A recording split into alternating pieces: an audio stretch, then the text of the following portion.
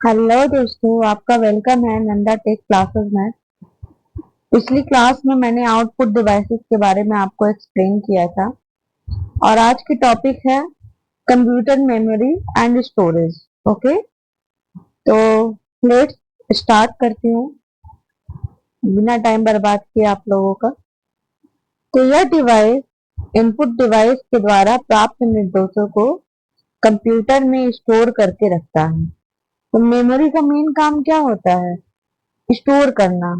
ठीक है, जो भी जैसे जैसे आपके माइंड में हर एक चीज स्टोर होती है, ऐसे ही कंप्यूटर में भी हमारे मेमोरी लगी होती है जो हमारे सारे डेटा को स्टोर करके रखती है। ठीक है, मेमोरी सीपीयू का एक अभिन्न अंग है, एक पार्ट है।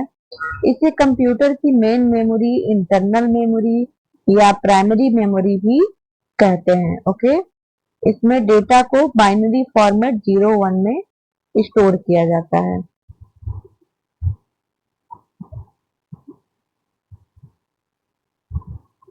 ठीक है, इसमें डेटा को कैसे स्टोर किया जाता है?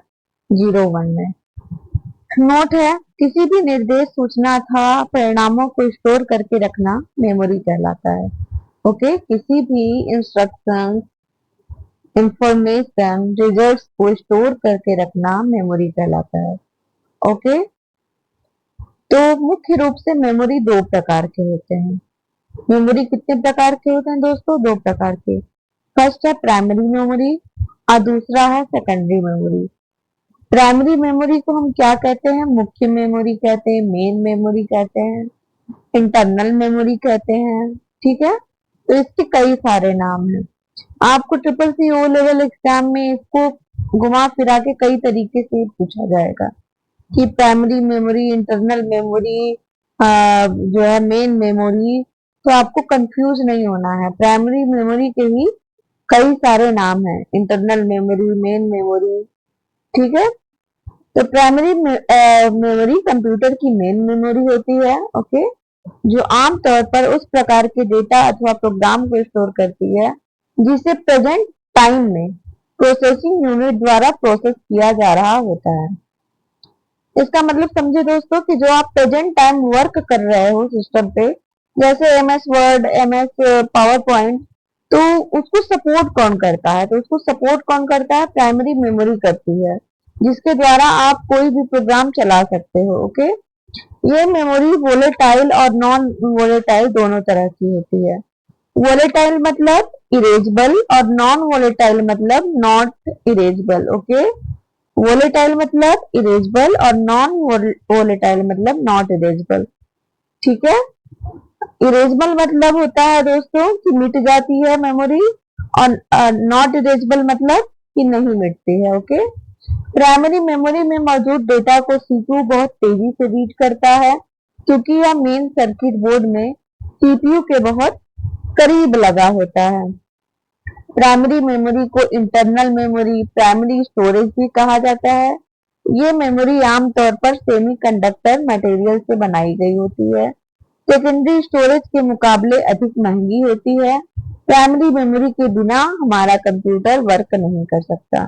ओके, एक बार सेकेंडरी मेमोरी के बिना वर्क कर सकता है दोस्तों, लेकिन हमारा प्राइमरी मेमोरी के बिना हमारा कंप्यूटर वर्क नहीं कर सकता। ठीक है, स्टार्ट भी नहीं हो सकता। तो प्राइमरी मेमोरी मुख्य रूप से तीन प्रकार की होती है। कौन कौन सी होती है दोस्तों? तो रैम, रोम और कैशे मेमोरी। प्राइमरी मेमोरी कितने टाइप्स की होती है? तो 3 टाइप्स की, रैम, रोम, कैशे मेमोरी। ठीक है, तो हम आपको अब रैम मेमोरी के बताते हैं। आपने सुना तो होगा, आप मोबाइल लेने जाते हो, लैपटॉप लेने जाते हो, तो पूछते हो दुकानदार से कि इसमें रैम कितना है, इसमें रोम कितना है। लेकिन आपको ये नहीं पता होता कि रैम एग्जैक्ट वर्क क्या करता है और हम क्यों इतना रैम के लिए पूछते हैं। तो देखिए दोस्तों, अगर मैं साफ साफ बताना चाहूँ तो रैम की वजह से ही आपका कंप्यूटर या फिर आपका मोबाइल तेजी से वर्क करता है। अगर जितना ही ज्यादा इसकी स्टोरेज कैपेसिटी होगी, उतना ही ज्यादा आपका फास्ट फास्ट काम करेगा फोन या फिर लैपटॉप या फिर कोई भी कंप्यूटर, कोई भी डिवाइस। अगर आपका रैम स्टोरेज ज्यादा है तो आपका वो चीज एक्सेसिंग स्पीड ज्यादा होती है, इसीलिए इसका नाम क्या है, रैंडम एक्सेस मेमोरी। अगर गेम्स वगैरह आप खेलते हो बहुत बड़े बड़े, तो उसमें आपकी रैम सिस्टम अच्छी होनी चाहिए। अगर आपका रैम अच्छा होगा तभी आप बड़े से बड़ा गेम आप इजीली उसको खेल सकोगे, क्योंकि मेन जो कंप्यूटर जो वर्क करते समय कैप्चर करता है वो रैम ही होता है, ठीक है। तो रैम एक हार्डवेयर डिवाइस है दोस्तों, ये हार्डवेयर डिवाइस का ही पार्ट है जो कंप्यूटर के मदरबोर्ड पर लगी होती है और सीपीयू की इंटरनल मेमोरी के रूप में कार्य करती है। यह कंप्यूटर की मुख्य मेमोरी होती है, ठीक है। रैम कौन कौन सी मेमोरी होती है, इंटरनल मेमोरी होती है, मेन मेमोरी होती है। तो ये क्वेश्चन आपके ट्रिपल सी ओ लेवल में पूछ लेते हैं कि रैम किस प्रकार की मेमोरी है, प्राइमरी मेमोरी है कि सेकेंडरी मेमोरी है कि इंटरनल मेमोरी है कि ये आपका एक्सटर्नल मेमोरी है या फिर ये आपका अस्थाई मेमोरी है, ठीक है। तो ये कई सारे कई तरीके से क्वेश्चन बनेंगे। अब आप लोग को ये सब चीजों से क्लियर हो जाना है, ठीक है। तो रैम किस प्रकार की मेमोरी है, एक इंटरनल मेमोरी है, यह कंप्यूटर की मुख्य मेमोरी है, मेन मेमोरी है, या अस्थाई मेमोरी है।